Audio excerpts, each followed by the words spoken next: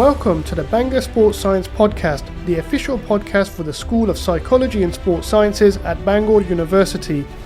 My name is Amir Sandhu and I'm the host of this show, which aims to provide you with topical insights about sport and exercise science. Whether you are a practitioner, athlete, coach, student, or just generally interested in sports science, we have a selection of guests from different backgrounds who are here to share their knowledge. You can listen to this podcast on all available podcast streaming platforms and can also view the video of the podcast on our Bangor Sports Science YouTube channel. The channel link will be in the description, so please do check it out. Please also take time to like, subscribe and share our content. Welcome to the Bangor Sports Science Podcast. I'd like to wish all of our listeners and viewers all the best for the new year. I hope you had a nice winter break. Today I'm actually delighted to have with us Officer Mark Langley. Hi Mark. Hi, how's it going? Happy New Year to you. Yeah, and to you as well. How's everything going? You all right? It's not so bad. Yourself? Not too bad. Thanks for having us on the podcast. No, it's great to have you. So for our listeners and our viewers as well, Mark is actually a former sport and exercise science student. You graduated in 2019? Yeah, it would have been around that region because I was here from 2015. 2015, okay. Did 3 years here and then continued here. Then you continued, so you graduated and now you're actually in the West Midlands Police Force, so you're a police officer. And you're hoping to finish your police officer training and then go into the specialties by October of next year. Region being, yeah. In that region, region, to see what happens with life. So today, really, what I want to do is, for all of our listeners, just to chart your journey from doing a sport and exercise science degree here at Bangor University, and then going through the COVID years, which was obviously tough for everybody, but for people like yourself, you've graduated, and then all of a sudden everything's shut down. And then just seeing how you navigated through that, and then how you went into the police force and your experiences. Particularly how you can actually use your sports science knowledge to help you as a police officer. Sure. So I'd be really interested to hear about that. So I suppose we'll get straight into it then. Yeah, go on. So firstly, What would you like to know? You are born and raised in North Wales from the tiny village of Egglesbach. Yeah. Well, Egglesbach. Egglesbach. I wasn't. I knew I was going to butcher that. I wasn't born here. That's a bit of a misrepresentation. No, that's true. Actually, I was born in Saudi Arabia, a long way away from here. Wow. Okay. But I did spend a good majority of my life down in Wales. Yes. That's definitely for true. Went to school around here and then and now you're in the kind of big city of Birmingham, which I know very well. I've lived there for a couple of years. That's true. Okay, so how, firstly, let's go right back to the beginning. Why did you choose sports science and why did you choose Bangor University? Well, I chose sports science probably for selfish reasons. I've always been interested in sports in general and improved my own performance within the sport. Now, I'm no proclaimed professional athlete, anything like that. It was really for my own personal gain. And so I thought, okay, I've got that drive at least, so I'll find sports and exercise science interesting. I'm already interested in that subject. And so I looked down as that route when I was doing my A-levels to come study that. I chose Bangor University purely for the location and the fact that I didn't really want to be known as a number, as you do in some big universities like, say, Loughborough, London. You really are just a number in those universities. You don't get to know your lecturers like we do on this level. Or if you do, it's very rare. So that was partly the reason why I chose Bangor, and I don't regret that choice. It was a good choice of his day. Came out with a lot less debt, and I got the same qualification as most. Yeah, exactly. So, and obviously you're right. We're a good institution. We do pride ourselves on having that good relationship with the students. So the reputation of Bangor precedes. Quite happy to hear about that. Okay, so you did your degree, then, and you graduated in 2019. Yeah, would have been around that region. What did you do afterwards? So when I was actually in university, when I was doing the 3 years here, I actually had a number of jobs already. So during those 2 years, let's start from the beginning. So when I was 14, I was first ever job I actually had. Yeah, go on. The first job where I was actually paid for was labouring for my dad. Okay. Used to dig ditches. Wow. So that was a new, well, not for my dad. Heavy labour, that is. Yeah, I was digging ditches at like 13, 14 years old. I got very well versed using a shovel and a bit of manual labour and learned a few words that you shouldn't have learned at that age, but there we go. That's another. You get pretty on to that very quickly, which I'll come to at a later stage. And then I went over to used to work for the local council. I was a pool lifeguard initially It was an okay job, but wasn't really my street. The too enclosed, didn't really like being indoors. And then I gave that job up, and then I went into becoming a beach lifeguard for the RNLI. Now, I don't know whether you know what we had them here, but we've actually got the beach lifeguards in Rhyl, or we used to at least. Don't know whether they're still there now. Rhyl, Prestatyn, and those beaches along that coast. And Beaumaris as well. Beaumaris as well. I'm not so sure about Beaumaris. Okay. I don't know. Maybe they're there now. I don't know. Right, Because in the councils here when I was in it, it was used to be council run, used to be funded, so they just pay the RNLI, who we all know is it's a charitable organisation. Yes, that's right.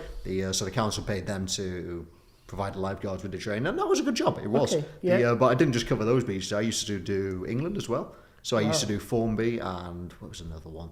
Another beach in Liverpool where they got the Iron Men statues. Right. Can't remember where they are. It's near. It's close enough so you can actually see the boat that comes in from Belfast going out. That's how I remember it. I couldn't get there now. I couldn't remember where it is, but sure if you type in Iron Men statue on a beach, you'll find out where it was. So anyway, I kept that job while I was in uni. Okay. And then meantime, I was actually also doing a double shift when I was there. I used to be a doorman as well, and used to work for a local firm called CSM Security. They're still around. Yeah. Do you know the stadium up in Colwyn Bay? I do, yeah. ADS Stadium. Yeah, well, it's actually now known as CSM Stadium. Okay. The didn't know that. CSM Stadium, whatever you want to call it. That's the firm I used to work with, and it was quite big at the time, but we've got a lot bigger now. And I used to be a doorman as well, and a bit of security. So I'd go from the RNLI to the doorman.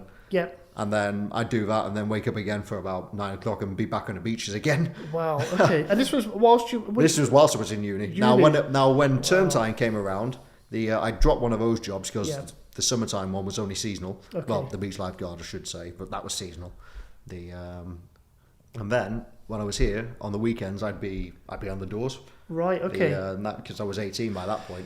So you've had quite a lot of different jobs that have given you a good life experience. Yeah, for sure. Really, when you think about the fact that you haven't just done your degree, you've actually been doing additional things, like a lot of our students do. I think a lot of students do it. It's one of the best ways in which you can actually broaden your horizons. Yeah, exactly. Think about the bigger picture and make yourself, navigate through the world in a much better way, isn't it? So okay, so you had those jobs. You were doing your degree. You finished your degree. I remember when you were here as well, a good student. And then what did you do immediately after then in 2019, 2020? So when I graduated from sports science, I had the option of coming back and doing a master's degree in sports science. Okay. But I thought, okay, the third year for me, that was quite a tough year. I remember a lot of my friends, that stressed a lot of my group of friends out a lot the third year, more so than the second year, which is quite ironic because when I think about it, I think the second year was harder. Anyway, so away from that, so I had the choice to come back here, do a MSc. Is it MSc? That's what it would be? Yes, it would be MSc, or do an MBA in business school up there. Okay. Now, at the time, I don't know whether it's still the case now, because at one point, if you wanted to do a master's, you had to fund it out of your own pocket. They changed that, so now you could actually get a student loan for it. So I had that option. That was quite lucky. Okay. Come back to that. So I spoke to the business school up there. I think the guy who I spoke to is long since retired, and he said, "Well, we can certainly take you on because there was no specific requirement to have a degree in business." Yeah. So I went in that way with my sports science degree and said, look, can't be too much different, can it? Surely, okay, it might be behind on a business student, but nothing I can't catch up on. So I did the MBA, which is a Master's in Business Administration in Management. Yeah. And I did that up in the management centre there. Okay. Up in business school. And what was the purpose of doing, was that just because you wanted to learn more about business? Were you going to go into business? I'll tell you what it was. So for me, I've done a degree and I look at things I still do in a certain way. Yeah. For me, that was just like a starting stone. And for me, I always wanted a complete set. If you get what I mean. Yeah. So you got your degree, masters, and PhD at the end of it. Yeah. Now, for some reason, that's just me. I like to do things completely or not do them at all. Okay. So I went for the masters, and then I quickly realised during that time I couldn't hack doing a PhD. I don't have the brains for it. Okay. Well, maybe I got the brains for it if I got the right subject, but it's a long time. It's 3-4 years out of your life. That's right. It's a long time. Yeah. So I thought better of that, and I cut it off short at the masters. But my whole aim was to get that and then try work my way into the aviation sector at one point. Because you're a qualified pilot as well. Yeah, I got my private pilot license. I got that when I was 18, 17, 18. I had that long before I could drive. Yes, that's right. Yes, I remember you saying. So actually, that was my big plan: get a master's degree and then end up in the aviation field somewhere. Yeah. But quickly realised that's a lot of people out there with a master's degree and a lot more life experience than I have. Yes. So, yeah. Well, I was fortunate enough to actually go up in the plane with you. Yeah, well, that's right. You still live to tell the tale. Lived to tell the tale. It was certainly a memorable day up through the mountains, Snowdonia, seeing the Conwy tunnels as well from up above. Okay, so it seems like you've got your hands in a lot of pies, as it were. Although you don't eat the pies. Your fingers in a lot of pies, as you say. Go on. So then came COVID. Okay, so we're talking, the tail end of 2019 into 2020. Yeah, that's correct. And about 2020. 2020, and so that obviously meant a lot of people who were on a certain career trajectory, it just stopped, didn't it? Because everything stopped for a little while. How did you cope? I'd say a little while, yeah. Yeah, well, it was longer than a little while, wasn't it? But how did you feel that you coped then? And how did that change your pathway into where you are today almost? So the master's degree, it was that was a fun time. So obviously we started in, it would have been September, wouldn't it? That's right. Yeah, it would have been September, and it was all going well up until COVID time, and then that couldn't have hit at the worst time, to be honest with me, because you're paying a lot of money for a master's degree. That's right. Bear in mind, it's not actually coming from it is coming from the student loans company, but it's coming from you. So they pay you, and then you've got to pay the university. Yes. Yeah. So you've paid a lot of money, and then at the end of it, so when COVID hit for me, a lot of my course actually got slashed in half. Okay. And when I think about it, I was 90% in at the time, and then next minute I was studying in library, and we just got told, you're not coming in. Right. And then it kind of threw a spanner in the works for a lot of our lecturers, because everything had to go online then. And to this day, I'm sure not many people did do those online lectures, but there we go. That's not my problem. Yeah. But so anyway, going back to your original question, how did that happen? So obviously that put a lot of people out of work, but it didn't put me out of work, because at the time, I'd already gone and got, before I went into, before I actually got a confirmation start, I was going to the School of Business. Yeah. When I left in 2019, I actually went and got my first HGV license. Okay. So I was pottering around, because that took its time, because obviously when you do that license, you got to wait for you got to get your test first, and you got to do all your theory tests, blah blah blah. I did all that. Then you had to get a medical, so that takes time. So that took a good chunk of my summertime off. Okay. And so I found a job as a binman. Right. Okay. Believe it or not, driving bin lorries. Okay. So for me, I kept that going for about 3 or 4 weeks before we started in the master's degree. Yeah. And then, mate, as soon as COVID hit, I wasn't really out of a job. I just pretty much jumped into that. Okay. Whilst I did my online studying at the time. So what you're saying is that when COVID hit, you jumped straight into the lorry driving. Yeah, that's how I started. So I jumped in as a bin man. So I was driving lorries for the local council, Conwy Council. Okay. So I drove for them for quite some time. It was about £300-400 a week, which was a lot for a student. That's right. Yeah. A lot for a student. It's not many students were on that. I was just looking to make half of that a week. So I was on that. Okay. So, but between term times as well, I would do 1 or 2 days a week, maybe just a weekend. Okay, that's incredible. So say for us it was a Wednesday off.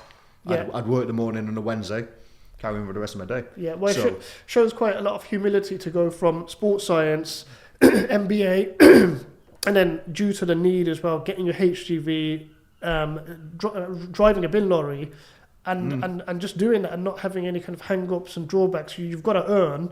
You've also got to get life experience as well. Well, I mean, it's.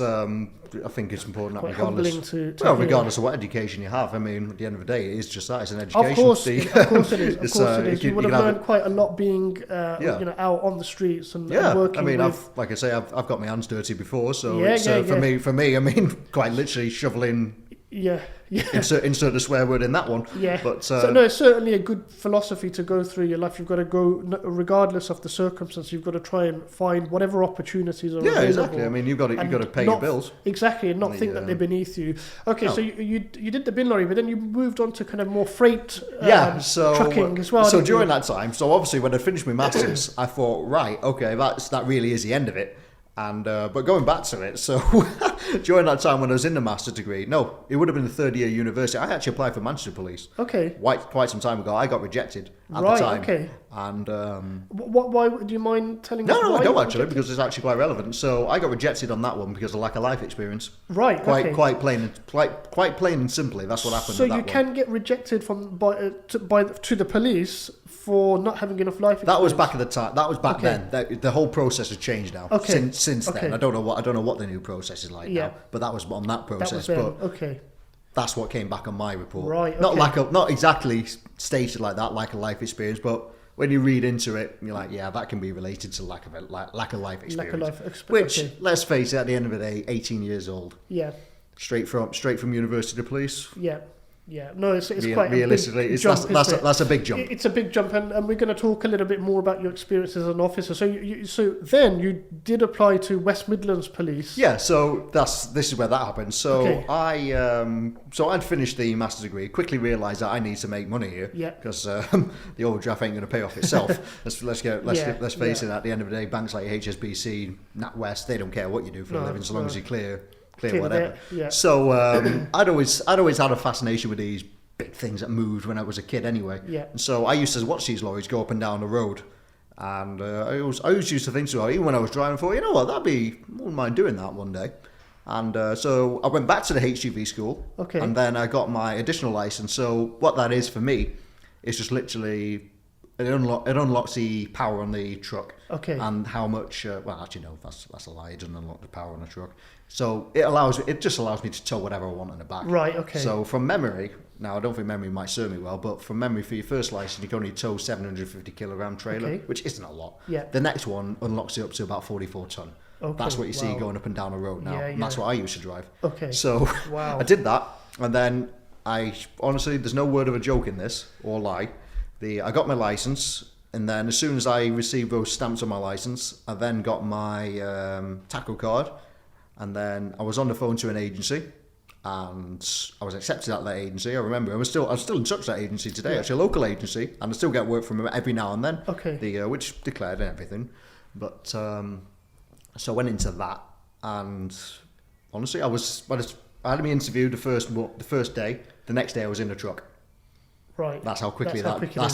job okay. was. Yeah. And the first time I ever actually driven a truck, it was a brand new 2021 plate Volvo. Okay. I got in there. It was like getting into a spaceship. I didn't even know where the gears was. Right. Okay. So I remember a lot of the older fellas, the older drivers that came with me, showed me where the gears was, and that was it. And then Okay. but my introduction to that job was okay. Here's a truck. Go down to Holyhead, pick up a trailer, and go Yeah. down to London. And you were doing the long distance. Yeah, you were that living was in the truck is where you had your living quarters. And This was the big stuff. This wasn't this wasn't no toy. This is something you can live in for about a week plus, and I did later on down the line. Okay. So my introduction to that job was it was sold to me like, yeah, you'll go down with another lad, so to London, and you'll be shown the road. So I thought I was going to follow somebody. Yeah. What really happened was he got there. So yeah, here's a truck. Here's the keys. All your paperwork's in there. Fire up, get down to the Get on port. with it. Yeah, get on with it. That was it. It was, Yeah. If you think anything else is stressful, that was stressful because Yeah. just threw the keys and told you to get on with it. And anyway, so I get down to port naively, try to find my trailer, a new driver, making everybody mad, getting in the way, and I managed to find a trailer. Somehow managed to get it hooked up with a bit of help from the other drivers. And I go to the guy. Oh, are you gonna follow us down? And he's like, no, you're going on your own, mate. And that was how I ended up in that job. But it paid very well, about £700 to £800 a week. Okay. That's why I did it. Yeah. Wow, that's a lot Did that of for money a long for a week, time. isn't it? Yeah. Okay, so that's great. Okay, so you did the HGV stuff. Mm-hmm. You know, working for quite a large company as well. Yeah, I used to work for Agro or Sawyers. That's what they used to be known as, and then Manfreight. And Manfreight as in the well. I end. see those some big haulage companies. Yeah, the big orange ones going down the road. And then you decided West Midlands Police Force. Yeah, so Okay, this is a funny story. So Okay, go on. I was coming up the road and I was on my way from, I think somewhere, I was actually coming up from Crewe at the time. I was going back to Holyhead, so then start another 15-hour day. And then back to Holyhead from Crewe and back up the road to somewhere in England. Can't remember where it was, somewhere about 3 or 4 hours in England, so it was a long way by truck. Anyway, I broke down on the A55. Wow. Okay. Gearbox completely seized, brand new truck, nobody had serviced it. Yeah. Great. We won't comment on that one, but so that broke down. So as I was standing there on the side of this A55, I managed to pull it into a side road. Yeah. Well, it wasn't actually called an obstruction. People still get around you, Yeah. and they do at the end of the day. Most people don't really care. Yeah. So anyway, what comes out first? I'd already rang my company to say, hey, I need a wrecker out here. A wrecker is a big, well, it's a tow truck on steroids. Yeah, the big ones for the trucks. It's an Arctic with a big tow rope in the back. You've seen them. Yeah. So Scania was only down the road from there. So they was already on the way out. But who turned up first? But a traffic cop. And I got speaking to her in the end. And I thought, you know what? I wouldn't mind trying out for that job. And then one of my best mates, who I made in this, made in sports science, and actually joined. Yeah. And he convinced me to do it as well. Right, so another sports science alumnus from our university. He's a police officer as well, and he was already there. And he's already there. He's about 6 months ahead of me. Right, okay. Or something around that region. Yeah, that's great. And he convinced me to join as well, so those two combined, I ended up in West Midlands Police. Okay, so you went to, so you obviously left North Wales, went to live in Birmingham. Yep. Which is the second largest city, completely different demographically from North Wales. Lots of mix of ethnicities. Oh yeah. The crime levels are obviously much higher as well. It's a busy place, yeah. So firstly, talk us through your first couple of weeks in the job then, like in terms of, was it what you expected? How did you deal with the kind of pressures of policing and being a junior officer, navigating through, what is a city full of so many different perspectives. Well, people. The first couple of weeks for me would it in regards to training school, because the first couple of weeks I spent in training school. Okay. So that was for me at least. But settling into Birmingham, I've lived all over the world. Yeah. So for me, and I think probably partly due to my job before, when I used to stay away for weeks on end, it wasn't too much of a jump. No. Okay. It was more like I don't have a house on wheels anymore, so. Yeah. So it wasn't too much of a jump. So your life experience has basically helped you to. It helped me settle down there and settle in quite quickly. Yeah, I reckon I was settled in within about 2 or 3 days. And wow. I've always been quite an explorer anyway. Yeah. So by the time I knew where I was going, and I got the confirmation from the guys like, you are coming down here. Yeah.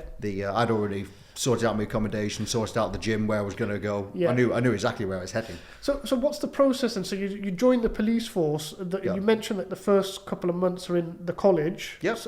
So what is? Talk us through that process. So in the college, you learn about the standards, because it's a whole different world. You learn about the standards of behaviour, this, that, and the other, etc. Then you learn importantly about the law. Okay. This, that, and the other, and then it essentially prepares you to go out to where you're going, to the station in the end, where you're then taken by a tutor who's experienced, and then you learn the ropes from them, so to speak. Yeah. And then eventually you're then allowed out on your own. Yeah. Not on your own as per se, and then you carry on learning. It's a continuous learning curve. Okay. So what was your first once you left college, what was your first kind of duty or specialty that you? It was I actually ended up in response, you deal with everything there. Okay. So everything and everything. So that's the initial 999 call. Yeah. You're the first person scene. that arrives. Yeah. Okay. First person that arrives. So I went there and I was in Wolverhampton for a bit, and then I moved over to Bloxwich. Okay. The year with the training. Yeah. And then it continued from there.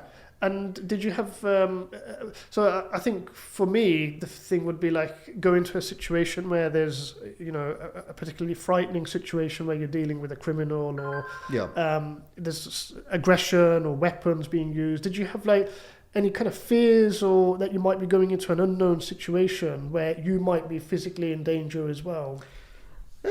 Yeah, there is that aspect. I mean, maybe it's me, but for some unknown reason. So when I was growing up, I was a teenager, I've always been into like combat sports, that type of stuff. Yeah. So I'm quite used to aggression. Okay. I'm quite used to a bit of violence. And dare I say, I quite like it. Yeah. In that respect. Yeah. Yeah. But so for me, when that first came around and I was warned about it, I'd already known about it when I signed up to the job. I was fully expecting that type of thing. Yeah. And so I can't really say I've ever really been frightened as per se. Okay. But I think that's probably more the background that helps me. So I'm not. And then during my work life, I've also had to deal with conflict before. Right. So I'm not really a stranger to that. No. Okay. So when I joined this job, well, actually, on the doors. There we go. Yeah. Don't get much more violence without combine people with alcohol. You get a nice That's little true. concoction. Yeah. So maybe it was that's dulled my senses a bit. Okay, so you're able to kind of like go through that, not really feel afraid or not have kind Not of feel afraid at the time, No, shall we at the say. time, Maybe yeah. afterwards, that's when it hits me. Okay, so me you do at some least, self-reflection and you think about... Yeah, afterwards. But in the moment, no, I'll be honest with you, there's not really much going on up in that brain.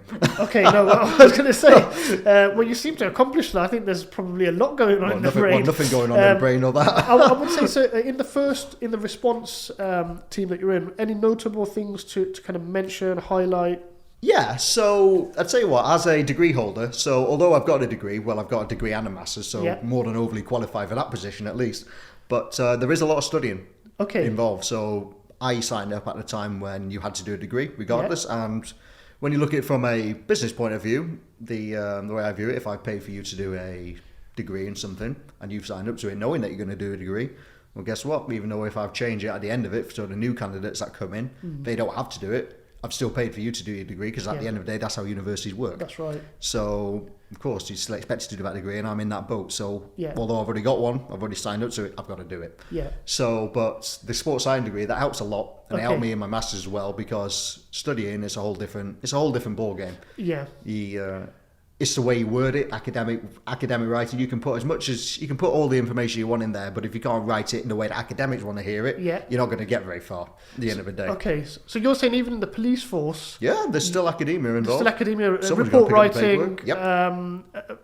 Yep. what other kind of things might You got report writing. You've got to write things up, this and the other. You got to build files. I mean, I think the paper aspect's very important because that's great when you get the person doing X, Y, Z. Somebody's got to deal with the paperwork. At the end of the day, the courts don't see the rest of it. No. You got to then read it to somebody who's not seen it before. And one thing that really sticks out to me with the police is the communication. So they've got to be excellent at communicating. And again, in your degree, you would learn about communicating information in different ways, orally and visually. Yeah, and for sure. Yeah, okay. So, because of course that's a big part, you've got to communicate back to base what's going on. You got to communicate to people, and then to people that have never actually seen this.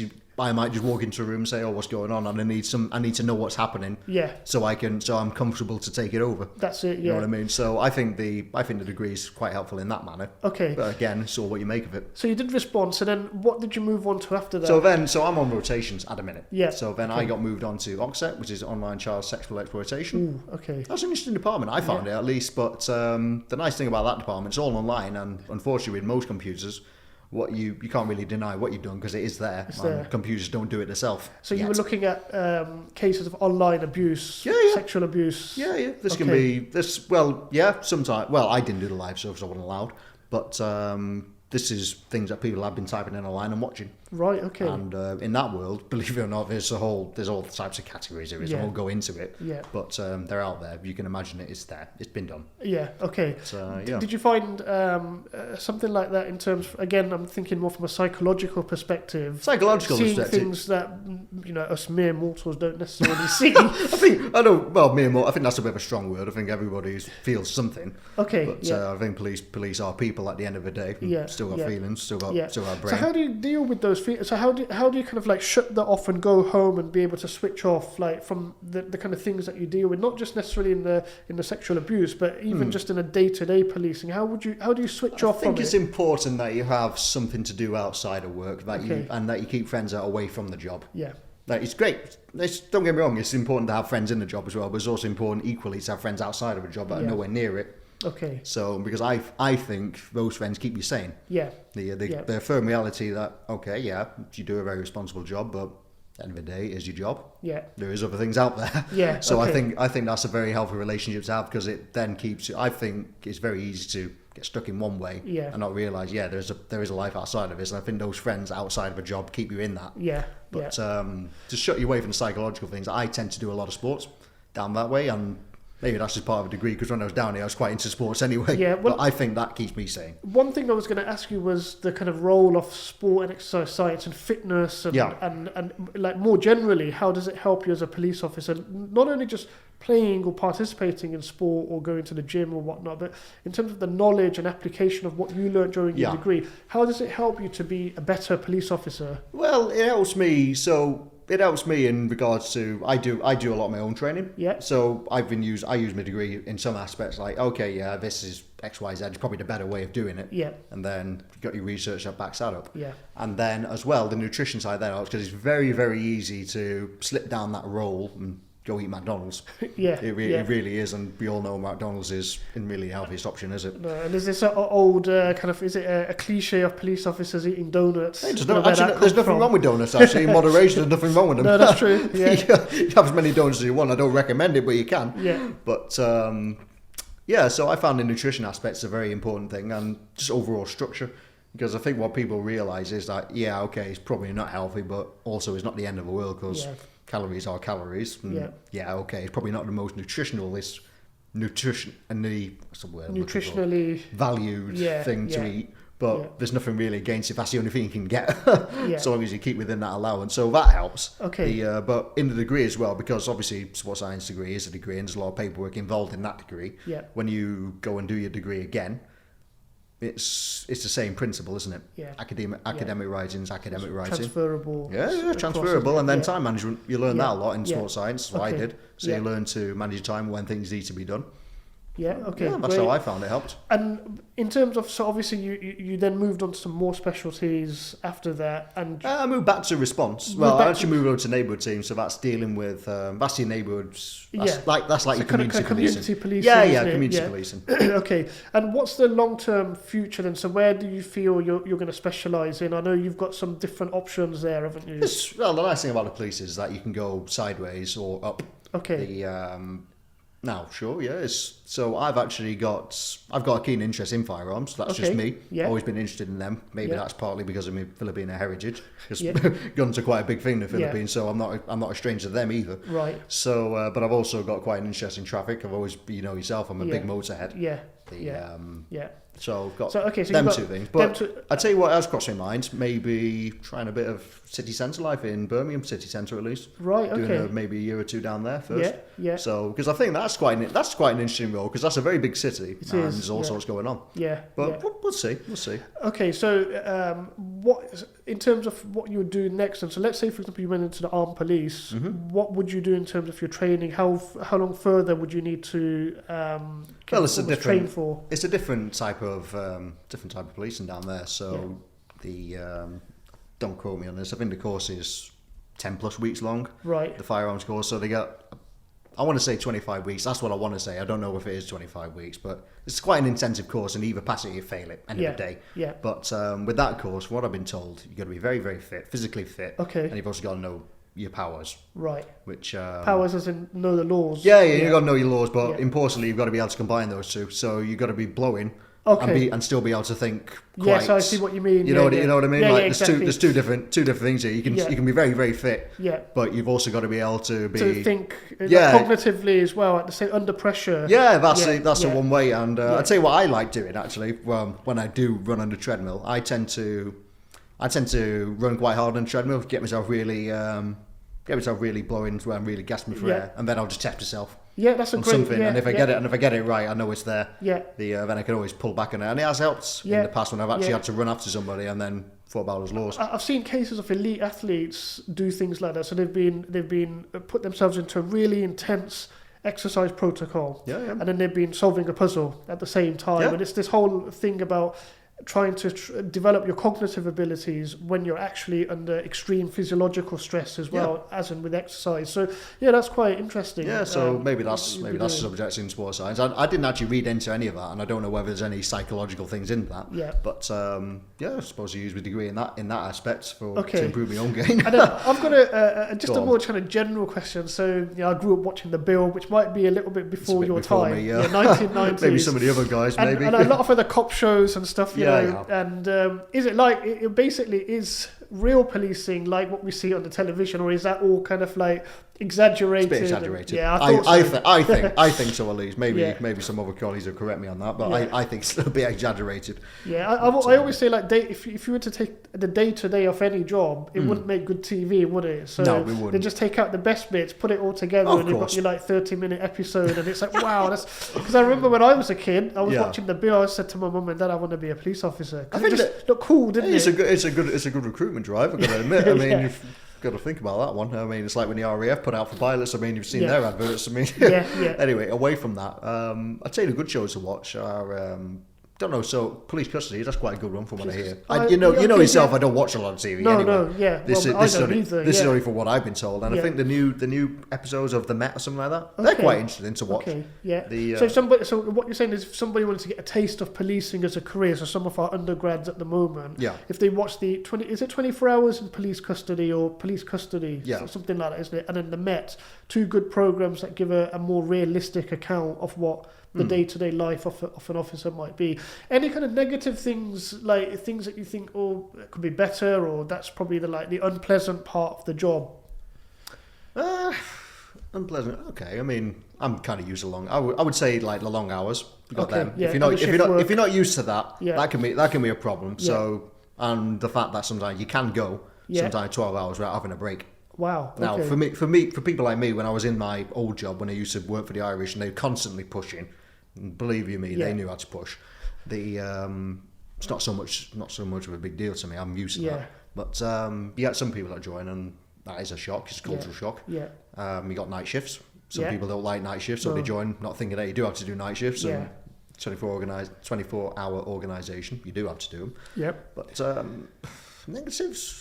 It's like any job. It's what you make of it. It's what you make of it. Yeah. Okay. I mean, you get your good days and your bad days. It's what you make of it. Yeah, exactly. As long as the overall experience is a positive one, like satisfying as well. Yeah, it's like I say. It's what's satisfying to me might not be satisfying to you. Yeah. So when I was driving, I go back to that. So some people hated what I used to do. I used to love it. Yeah. Some people say don't go work for them, but I've always run the motto: go try it for yourself. And if you don't like it. Yeah. Fair enough. Yeah. It's what I don't like, you might not like. That's right. So I say, if you think about joining, join for your own reasons and see what you think.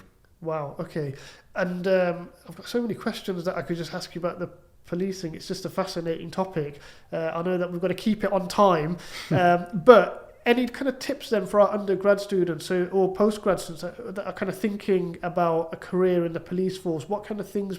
I mean, I know you've mentioned heavily about the life experience, but is there anything else that you might tell them that if they were thinking of a career in this area? If you're thinking about doing it, do your utmost. So study a new degree. Do well in that, because number one, you paid for it. Yeah. So that's don't go skimping on that and partying all the time, which I know you do in the first year. The focus on your degree. Try keep in touch with your lecturers, because you never know where those lecturers end up or when you ever want to speak to them. Yeah. Like I said, good ground anchor. And otherwise, I honestly would suggest. What's the word for it? I don't want to say don't try have a life. I think that's a bit of a strong word. Enjoy your life. Have a bit of fun before, because there's some things that when you join the police you can't do anymore. Yeah. Plain and simple, or you can, but you've got to go ask for permission. Right. Okay. Or somewhat. So somewhat ground is almost like the military, almost. Yeah. But I'd say have a good time in uni. Explore your life. Yeah. Just see what you want. See what's out there, because there's more to life than the police at the end of the day, isn't it? Yes, of course. Like, go have a bit of fun. Yeah. Try different jobs. If you ever wanted to do it, go for it. Yeah. Just at the end of the day, you only live once and you're a young one, so that's it. Well, like you said to me, before commitments arrive, do it where you want. Do it, yeah, exactly. Do and I think you can. The key thing that I'm getting is basically that life experience. Yeah, that's a very the greater important life thing. Experience that you have, the better you are. The better able you are to relate to people, shall we say? And at the end of the day, when you go to somebody, that's what you are. That's how you build relationships. Yeah. Like at the end of the day, you don't have to like me, and I don't have to like you, but if we can find some sort of mutual ground, we can work together. Yeah. Regardless of a uniform.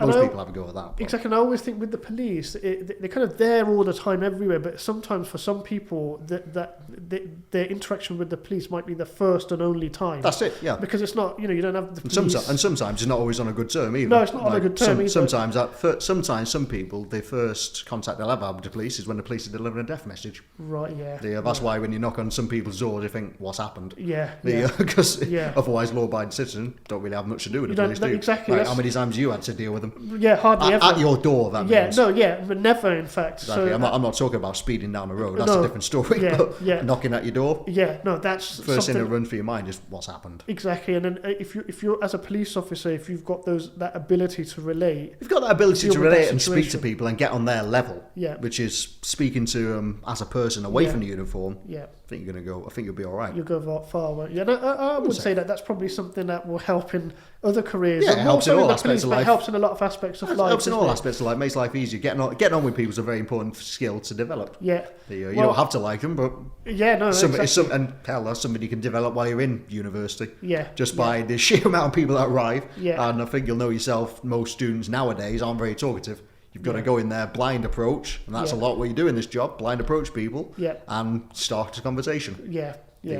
Which I find most people maybe it's nerves. I don't know. I mean, I used to be like that, but I think when I was working the doors, I had to get rid of that. Yeah. You soon had to speak to people, and it helped when I was in uni. That's how I met most of my friends. Yeah. Because everybody starts out as a stranger eventually. Exactly. So, yeah. Okay, no, brilliant. Well, Mark, thank you very much for being on the show. Really fascinating. It's been great to hear your insights. And what's more amazing is just to see that journey from sport and exercise science all the way through to where you are now. Yeah, I mean, it was a very worthwhile degree. I don't regret it. I met most of my good friends out of it. Well, all of them, actually. Well, that's great to hear. It's good to know that we as a school played a kind of like a small part. Fun memories of this place, mate. Like, it was a funny old feeling coming down that road. But yeah, fun memories. I used to walk down here.